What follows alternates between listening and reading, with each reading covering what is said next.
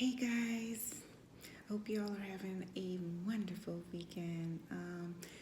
Just giving some thoughts today on the LA protests and what I woke up to this morning with the Minnesota lawmakers. So here it goes. Um, it's been a lot of chaos in the world in the past few weeks, and this week especially was crazy from what I was seeing happening in California, which makes me sad. Um, I look at the world, I look at things in black and white. Sometimes there's no gray area for me. So I always say there's two sides. There's good and evil, and I always think they're battling and raging war against each other. So when I see things that's happening around the world, that's what I go to. And first of all, I understand the reasoning and the motivation behind the LA protests. I understand the feeling of the people with immigration going on.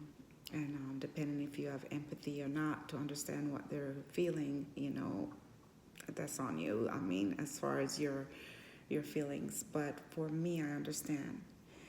And I was surprised about the deployment of the troops because whenever I think about troops, and especially on domestic soil, I think about the troops being used for the protecting the country against foreign attacks. That's how I always looked at it. Is that realistic? Probably not, but that's how I look at it. That they be ready, set to go if there is an attack. And I always consider their duties very important. And then some of the decisions being made, you wonder about. And then this morning I wake up to the Minnesota's lawmakers being gunned down, and I hear that they died, man and woman, and it's so sad to me. So it's so dangerous to be a politician. I mean, if you have a different view from someone else, then you might be shot, killed for your views. So it's sad. If you believe in the Bible and you say you're a believer, okay, even the Bible speaks about good rulers and bad rulers. Okay, I think the bad rulers may outweigh the good ones. But if you're familiar with the story with Joseph, Joseph with the coat of many colors, um, his experience with the Pharaoh turned out to be a good thing because he got power to help the people during the time of the famine.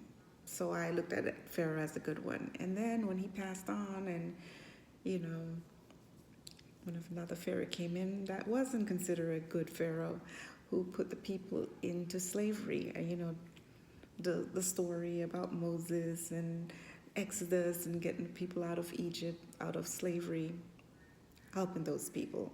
So good versus bad again. So if you look around the world leaders, I don't know what you consider them, good or bad. Are they helping people?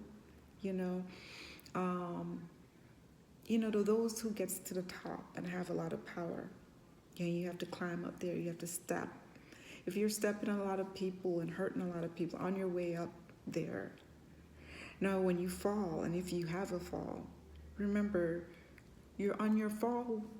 On the way down, you'll be passing those people that you didn't help or you treated badly, and they won't be willing to help you because of that. And it really reminds me of a scripture, 1 Corinthians, I believe it's the 14:33 is the verse where God is not of confusion. He's of peace.